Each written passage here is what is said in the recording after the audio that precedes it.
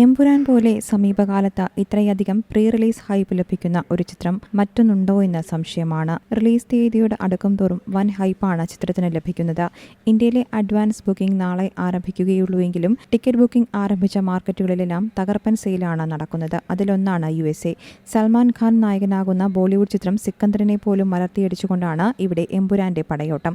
ഇന്നലെ രാത്രി എത്തിയ കണക്കുകൾ പ്രകാരം സിക്കന്ദറിന് US-ൽ ഇതുവരെ ചാർട്ട് ചെയ്യപ്പെട്ടത് 506 ഷോകളാണ്. എമ്പുരാൻ അതിന്റെ 13-1 പ്രദർശനങ്ങൾ മാത്രമാണ് ഇതിനകം ചാർട്ട് ചെയ്യപ്പെട്ടിരിക്കുന്നത്, 37 ഷോകൾ. എന്നാൽ ഇത് നേടിയതാകട്ടെ സിക്കന്ദർ നേടിയതിന്റെ ഇരട്ടിയും.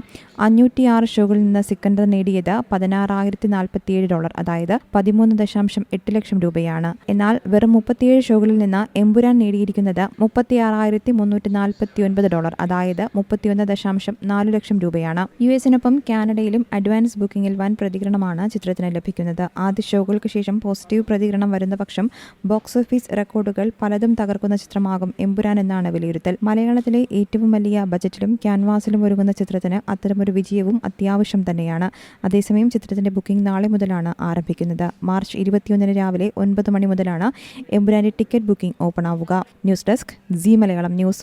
ഏറ്റവും പുതിയ വാർത്തകളും വിശേഷങ്ങളും വിരൽ തുമ്പിലറിയാൻ സി മലയാളം ന്യൂസ് എല്ലാ ഡിജിറ്റൽ പ്ലാറ്റ്ഫോമുകളിലും ലഭ്യം.